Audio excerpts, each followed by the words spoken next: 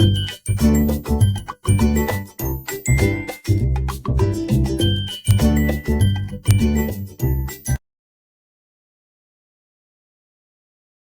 Students, welcome to my YouTube channel step 2 maths. आज हम लोग करेंगे चैप्टर 7 से कंपेयरिंग क्वांटिटीज़। कंपेयरिंग क्वांटिटीज़ का आज इंट्रोडक्शन वीडियो है, जहां हम लोग अपने भी पॉइंट से आज हम लोग सब कुछ कवर करने वाले हैं। तो चलिए वीडियो शुरू करते हैं। देखिए, सबसे पहले तो हम लोग जानेंगे क्वांटिटीज़ कहते किसे हैं। ठीक है, व्हाट आर क्वांटिटीज़। क्वांटिटीज़ का हिंदी मतलब होता है मात्रा, मतलब कितनी मात्रा में क्या चीज़। जैसे क्वांटिटी में होता है वेट, होता है capacity, distance, time and money. इस तरह से हम लोगों ने क्वांटिटीज़ को डिवाइड किया है। देखिए, अगर हम लोग दुकान पे जाते हैं और किसी दुकानदार से अगर हम लोग कहते हैं कि मुझे चावल चाहिए 5, ठीक है, तो उसको क्या समझ में आएगा? कुछ भी आएगा समझ में? वो क्या देगा आपको? और अगर आप जाके दुकानदार को कहते हैं कि मुझे 5 किलो चावल चाहिए या 5 केजी राइस चाहिए, तो उसको समझ में आ जाएगा कि उसको कितना देना है आपको। ठीक है, ठीक उसी तरह अगर हम लोग दूध लेने जाते हैं तो कहेंगे, क्या कहेंगे कि 2 दूध दे दीजिए। तो 2 मतलब क्या समझेगा वो?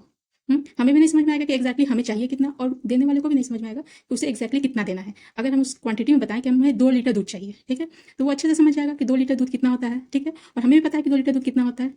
ठीक इसी तरह चीज़ों को वजन करने के लिए जो क्वांटिटी बनाई गई है वो है वेट। ठीक है, जैसे कि 5 केजी राइस, हमें समझ में आता है 5 केजी राइस क्या कितना होता है। जैसे 2 केजी शुगर, ये भी समझ में आ रहा है कि कितना है। जैसे कैपेसिटी, अगर ये तो है वो कोई सॉलिड चीज़ है जिसको हम लोग वजन कर सकते हैं। जैसे कैपेसिटी, कैपेसिटी में आता है जैसे कि 1 लीटर मिल्क। ठीक है, दूध को हम लोग लीटर में बताते हैं। या फिर 5 लीटर ऑयल। ठीक है, इसके लिए कैपेसिटी है। लिक्विड के लिए जो हम लोग यूज़ होता है वो है लीटर, और सॉलिड के लिए जो यूज़ होता है उस तरह से केजी, ग्राम, किलोग्राम। ठीक है, इस तरह से। इसी तरह आ जाइए डिस्टेंस। ठीक है, डिस्टेंस मतलब कितना किलोमीटर या कितना मीटर। ठीक है, तो डिस्टेंस के लिए हम लोग यूज़ होता है क्या, किलोमीटर होता है, मीटर होता है, सेंटीमीटर होता है, या किसी चीज़ की लंबाई को भी नापने के लिए हम लोग मीटर या सेंटीमीटर का यूज़ करते हैं। ठीक है, टाइम जो है हमारा क्वांटिटी, टाइम की क्वांटिटी क्या, सेकेंड भी होता है, मिनट में भी किसी चीज़ को बताते हैं कितना मिनट, आवर भी होता है। उसके बाद क्या होता है, डे होता है हमारा, मंथ होता है, ठीक है, ईयर होता है।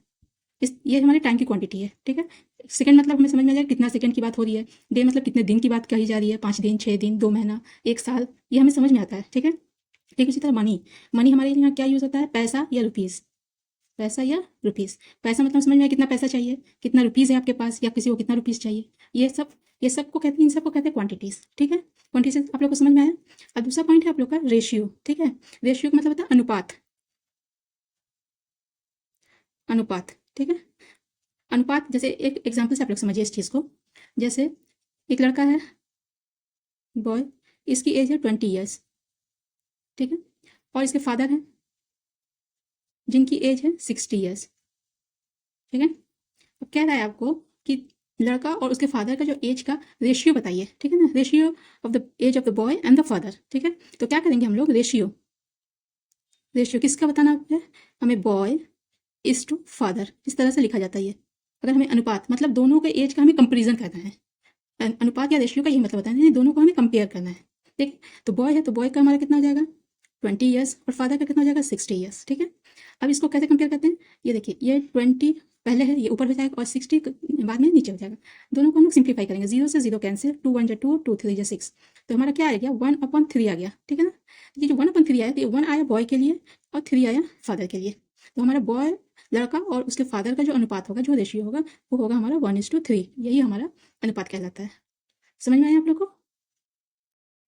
ठीक है, नेक्स्ट पॉइंट है हमारा परसेंटेज। ठीक है ना, तो परसेंटेज में देखिए क्या होता है, पर सेंट एज।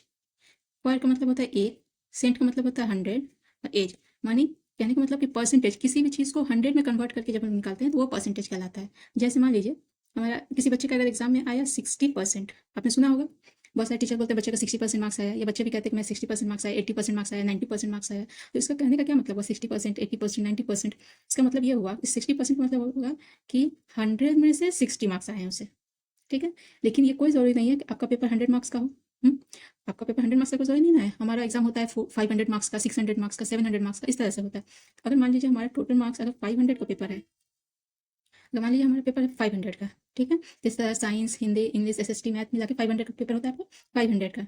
तो अगर ये 500 पेपर हुआ है तो उसके कितने कितने मार्क्स हुए, 500 में 60% अगर किसी का मार्क्स आया है तो कितना मार्क्स हुआ, तो ये जीरो से ये जीरो कैंसिल, ये जीरो से ये जीरो कैंसिल, 0 5 6 है 30। इट मीन्स उसको कितना मार्क्स मिला है, उसको मिला है 500 में से 300 मार्क्स। ये हुआ 60% का मतलब। समझ में आया आप लोग।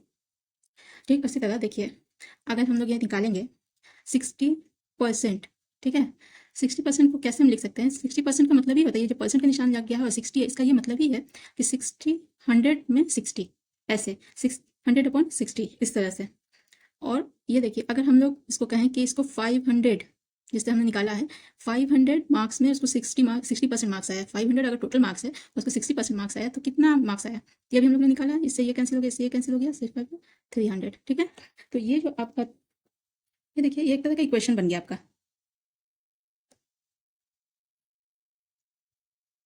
इसको मैंने मार्क कर दिया इसलिए कि कैसे इक्वेशन की तरफ ये इस्तेमाल होगा। इक्वेशन की तरफ इसलिए इस्तेमाल होगा कि ये हमारा, ये जो होता है 100 जो मार्क्स होता है, ये होगा परसेंटेज। ये हमारा होल मार्क्स, और ये यहाँ होता है ऑब्टेन्ड मार्क्स। ऑब्टेन्ड मार्क्स या ऑब्टेन्ड वैल्यू, मार्क्स नहीं लिखिए, इसको वैल्यू लिखिए, इसको भी वैल्यू लिखिए। सिर्फ मार्क्स का तो हम लोग निकालते नहीं, परसेंटेज बहुत सारी चीज़ों का निकलता है। तो हम यहाँ होल वैल्यू है, ये ऑब्टेन्ड वैल्यू है, और ये हमारा परसेंटेज है। ये इक्वेशन होता है परसेंटेज का। और परसेंटेज से रिलेटेड जितने भी क्वेश्चंस होते हैं, बस इसी फॉर्मूला को फॉलो करते हैं। ठीक है, इससे बाहर कुछ नहीं होता है।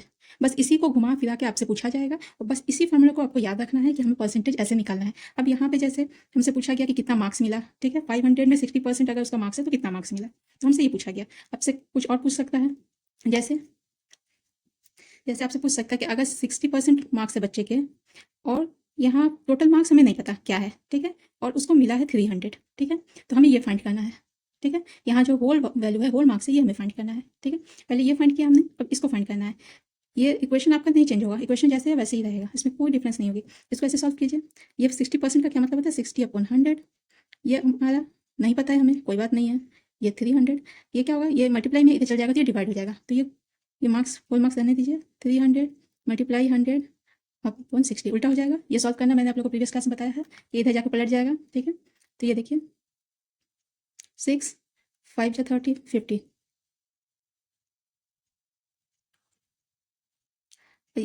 ये 0 से 1 0 कैंसिल हो गया। ठीक है, ये 5 × 100 क्या हो जाएगा? 500।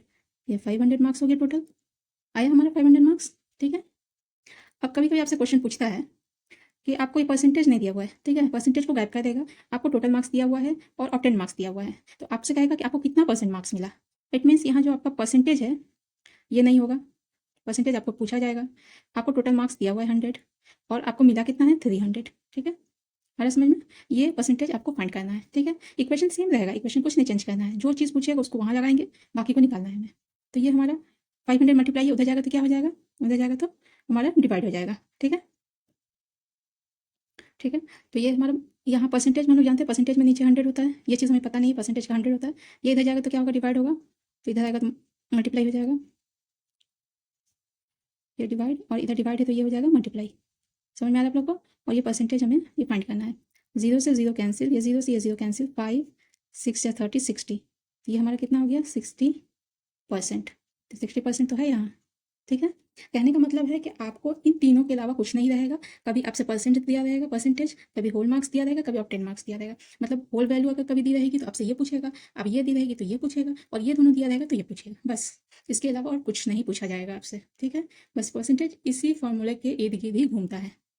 आ रही आप लोग को बात समझ में? देखिए, परसेंटेज को फ्रैक्शन में कन्वर्ट करना, ठीक है, फ्रैक्शन को मैं कैसे कन्वर्ट करते हैं परसेंटेज को? जैसे मान लीजिए आपका है 15%, ठीक है, तो क्या है कि इसको परसेंटेज में कन्वर्ट कीजिए। कर सकते हैं, बिल्कुल कर सकते हैं। देखिए, 15% का मतलब होता है 15/100, ठीक है, तो ये हमारा कैंसिल करेंगे अगर 5 से, 5 3 जा 15, 5 2 जा 10 0, तो 3/20, ये क्या हुआ? ये हमारा फ्रैक्शन हुआ कि नहीं हुआ? यस, हो गया ये फ्रैक्शन। ठीक है, सेम उसी तरह अगर कोई फ्रैक्शन में कोई चीज़ दिया हुआ है, उसको बोलेगा कि परसेंटेज में कन्वर्ट कीजिए। ठीक है, तो फ्रैक्शन में कोई चीज़ इसी फ्रैक्शन को ले लीजिए, 3/20 है, बोला कि इसको परसेंटेज में कन्वर्ट कीजिए। ठीक है, तो परसेंटेज में कन्वर्ट करने का मतलब इसको 100 में कन्वर्ट करना है, पहले इसको 100 में कन्वर्ट करना है।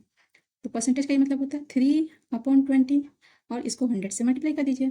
ठीक है, देखिए 0 से 0 कैंसिल, 2 5 जा 10, 5 3 जा 15, अब ये इसको लिखेंगे 15%। हो गया। चलिए, फिर और एक चीज़ पूछता है आपसे, परसेंटेज को डेसिमल में कन्वर्ट करना है। ठीक है, तो इसी क्वेश्चन को ले लीजिए, 15% हमारा, इसको कन्वर्ट करना है हमें डेसिमल में, कर सकते हैं, बिल्कुल कर सकते हैं। 15% को लिख सकते हैं 15/100, बिल्कुल लिखा जा सकता है। 5 3 जा 15, 5 2 जा 10, 0। ये तो हो गया 3/20 फ्रैक्शन में। अब इसको डेसिमल में कन्वर्ट करने के लिए इसको डिवाइड कर दीजिए। अब 20 से 3 कटेगा, नहीं कटेगा, तो क्या करेंगे, एक पॉइंट डेसिमल दे देंगे, तो यहाँ हो जाएगा 0। 21 जा 20, हमारा क्या बचा 1 एंड 0। अब ये जाएगा, नहीं जाएगा, क्योंकि पहले से डेसिमल यहाँ दिया हुआ, तो एक 0 और आ जाएगा। 25 जा 100, ये कैंसिल हो गया, तो हमारा आंसर क्या निकला, 0 पहले लगा देंगे, डेसिमल से पहले 0 लगाते हैं लिखने के लिए, ठीक है। 0.15 ये हो गया हमारा डेसिमल में कन्वर्ट, आया समझ में। ठीक उसी तरह डेसिमल को परसेंटेज में कैसे कन्वर्ट करते हैं, ठीक है। तो इसी को ले लीजिए 0.15, अगर आपका लिख देगा, आप बोलेगा इसको परसेंटेज में कन्वर्ट कीजिए, ठीक है। तो कैसे अप्लाई करेंगे, देखिए परसेंटेज में जब भी कन्वर्ट करना था तो 100 से हम लोग मल्टीप्लाई करते हैं, ठीक है। तो ये 0.15 इसको मल्टीप्लाई करेंगे 100 से, ठीक है। तो कैसे करेंगे, हम लोग ने सीखा है डेसिमल को कैसे हम लोग मल्टीप्लाई करते हैं, डिवाइड करते हैं प्रीवियस क्लास में। इस 5 1 लिख देंगे और इस डेसिमल के लिए नीचे 1 लिखेंगे, और डेसिमल के बाद 2 डिजिट है इसलिए 2 0 लगेगा यहाँ पे, ठीक है। हो गया ये 100, ये 0 से ये 0 कैंसिल, ये 0 से ये 0 कैंसिल, क्या बचा 15। तो 15 को 100 से मल्टीप्लाई करके हमने बनाया, तो ये परसेंटेज में ही कन्वर्ट हो गया, तो आगे हमारा 15%, ठीक है। तो ऐसे ही समझ में आया आप लोग को किस तरह हम लोग परसेंटेज को फ्रैक्शन में कन्वर्ट करेंगे, फिर फ्रैक्शन को भी कन्वर्ट किया जाता है परसेंटेज में, परसेंटेज को डेसिमल में कैसे कन्वर्ट करते हैं, और डेसिमल को फिर परसेंटेज में कैसे कन्वर्ट किया जाता है। आया आप लोग को समझ में।